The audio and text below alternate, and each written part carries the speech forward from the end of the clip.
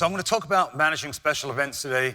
A lot of the special events we talk about are the big special events, right? So we've talked about Super Bowl, we've done Rose Bowls, we've done Rose Parades, we've done papal visits. We talk about all the big ones. So today I'm going to go over some sort of best practices for just getting into the special events world, what you can use that for in your agency, and how you can use it as a collaboration tool. Then I'm going to give you a couple of examples, but I'm going to use a more of a local example because the big events happen once in a while, but everyone has small events that occur weekly or monthly.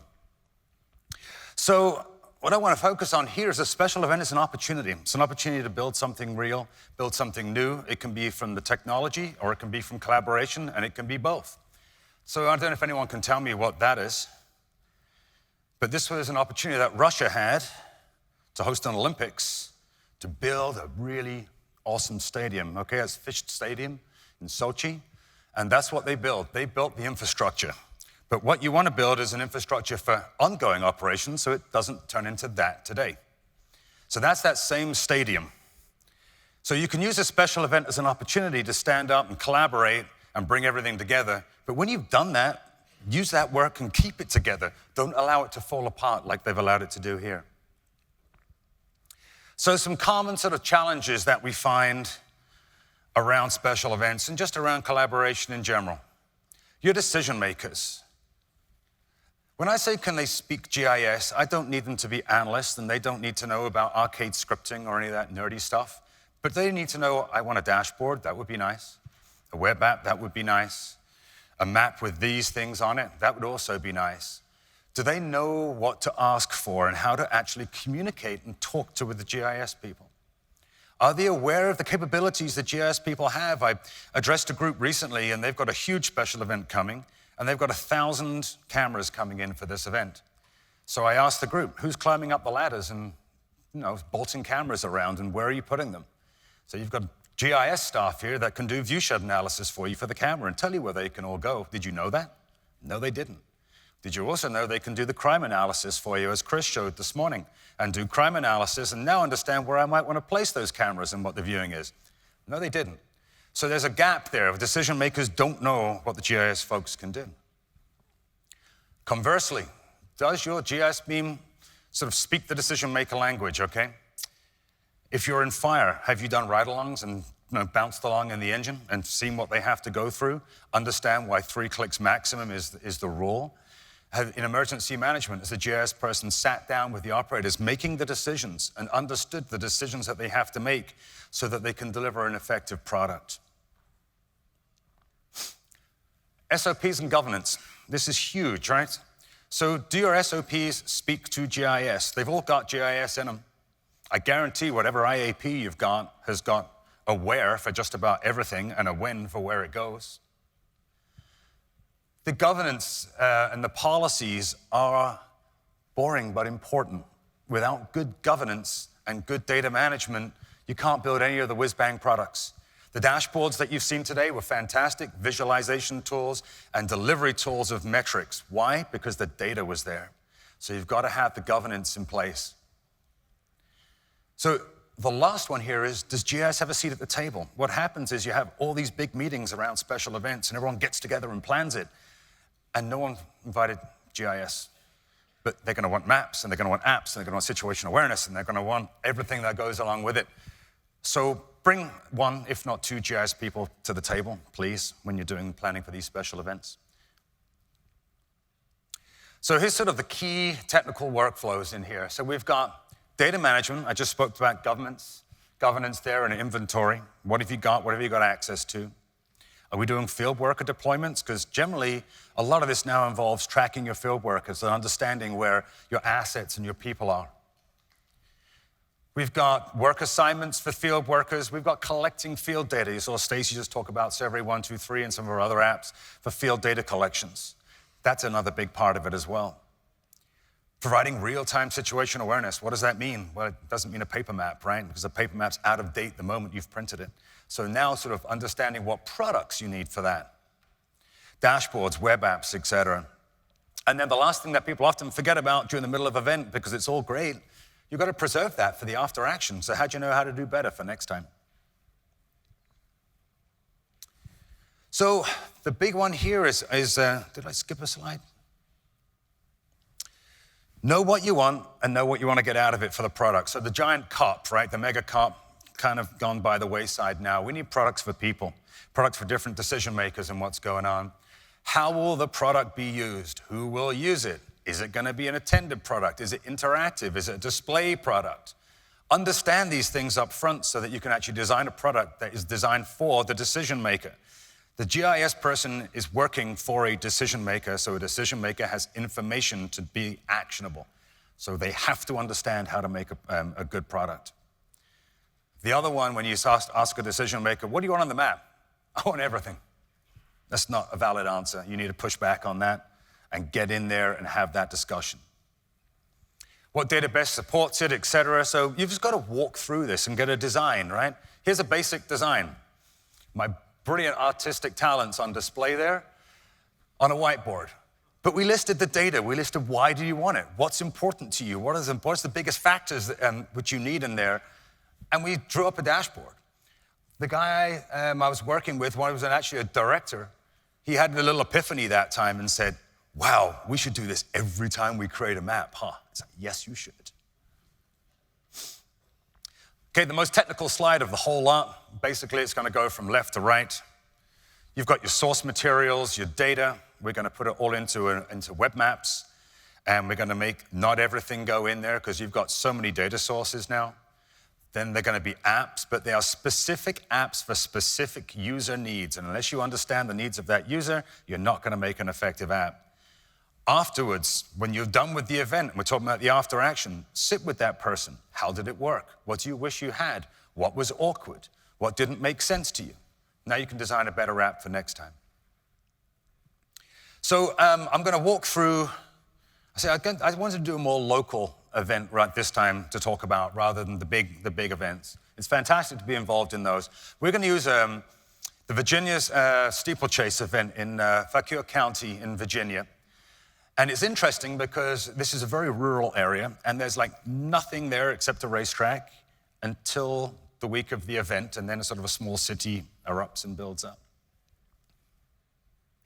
So we had lots of agencies here that needed to all come together and talk together. So we had, the state police, we had a fusion center, we had the sheriff, we had the local county, and we had the GIS there. We needed devices because we understood we wanted to monitor people and we wanted to do field reporting. This was like a proof of concept. This was in November last year. So we asked, the Fauquier County folks reached out to Verizon and asked Verizon if they could come through with devices to help. And then we came in to help them put things together for that particular event last November. So this is how it used to be, right? The Gold Cup. We're coming in on Operations Day. We stop by the kiosk and we pick up a guest map. And then we mark it with crayon. And this is our operational plan for the day. And they knew they could do better. So we had some really good folks out there. We had my friend now, Dan Stell, the GIS manager out there, very passionate, very driven about wanting to get this together. So we had a meeting here. You might recognize Stacy there. She was one of the people that got everybody together because Stacy's in the Fusion Center, so she knows everybody. So she could bring everyone together to liaise. So this is sort of the meeting which we had to decide what do we want, what do we need? Event footprint. How is it impacting everybody around us? What are we doing? A big collaboration. What information products do we actually need? We need a dashboard, for instance. We need a traffic dashboard, weather, incident dashboard. What data feeds do we have available? So we brought a lot of data feeds from Esri, our Living Atlas feeds. We needed a recent orthomosaics where we actually used our drone to map, and I'll show you that in a minute. And then we had a bunch of Esri partners who said, sure, you can use our data feeds for this proof of concept so that they understand what's available to them. And then lastly, the last piece of the triangle is what's the tech? What's the need? What have we got? What's the tech to support it? So drone to map, we went out there with a matrice and we flew it a couple days before because Tent City stands up the day before. It's like all these tents come. We wanted to map all the tents. So we flew it with like a 30-minute flight. We span it up on my laptop. We published an orthomosaic. We could then push that to ArcGIS. We now had a fresh base map with everything on it as it exists now, not last week, month, 2 months ago. Then we put all our products into Story Map. This enabled us to share one URL out to everybody that needed it, and they could now use the tabbed approach to understand what products they wanted to use. One URL could be added to their bookmarks. Every time things got updated, it just updated. So we started off here with our sort of main operational dashboard. You've seen these, and you've seen lots of dashboards before, but this gave us overall situation awareness. We had some in here just specifically for incidents because we had some folks that wanted just the incidents. We had a weather dashboard. We had huge storms that day. I mean, we had big storms. In the SOP, an IAP, ground strike lightning. I need to know when it's a distance from my event. So we added ground strike lightning in through one of our partners, and we could put spatial buffers around our event and understand if people had to take action against ground strike lightning, tornadoes, etc. Traffic. So we brought in traffic from here, which is fantastic. It's near real-time traffic, but then we can augment that with social media traffic by bringing Waze in, gives you extra information. Data Capable gave us a dashboard here to bring in all their social media. There was actually a shooting in Philly during this event, so we actually saw that on there. Here's the drone footage, and I'll try and get to that in a second. So we built a full suite of products out. Operations Day, logistics, handing out 100 phones, just-in-time training with our best Esri trainers. Operations, this is what operations looked like when we had all these dashboards.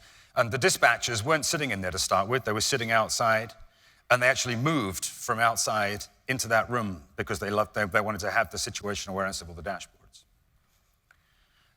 During this, we had resource tracking, we had field reporting, again, another survey 1, 2, 3.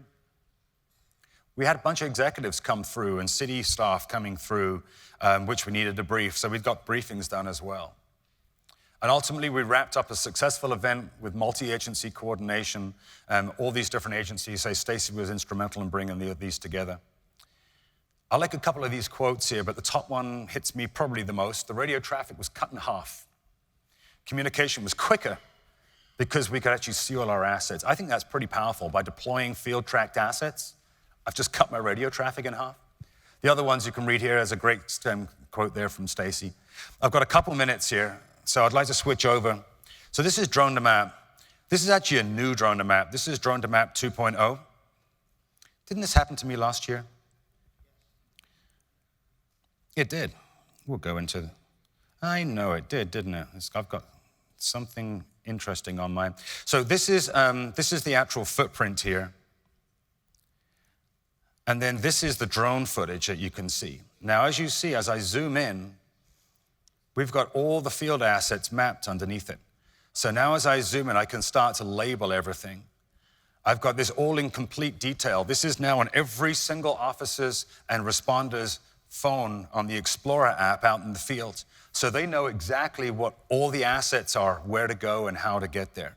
It was pretty simple to process the imagery in Drone to Map, go through, publish it, put it into online, and then put the labels, et cetera, on top of it. So I've just got a couple minutes left, and I want to jump back to one more special event. So there was a concert. Just big. I didn't know who he was, actually, to be honest, but apparently he's pretty famous. So we had a big concert up here. They wanted to deploy, again, GIS for real-time and situation awareness and tracking. So it's a huge stadium. We've got needs and capabilities. Went through the same thing I just talked about, the needs and capabilities here of what they needed and why they needed to see it. So we've got a couple of information product maps. Here is the crux of everything to me. I think this is powerful. So here we go. As a call for service comes into 911, there's someone in this crowd of 10,000 people having a heart attack right now. So that gets radioed from dispatch into all the officers at the stadium. They now start to get into the crowd going, hey, who's having a heart attack? The crowd is so actually helping this officer find the person. So they're getting in there and they get to the subject. Guess what? That officer is being tracked with workforce. We now have a point on the map of where the person is having a heart attack. How easy is it now for our paramedics to get there with a 12 lead and actually take action on this guy? The officer can do bystander CPR, sure, but getting paramedics there is going to save this guy's life. So workforce was absolutely instrumental.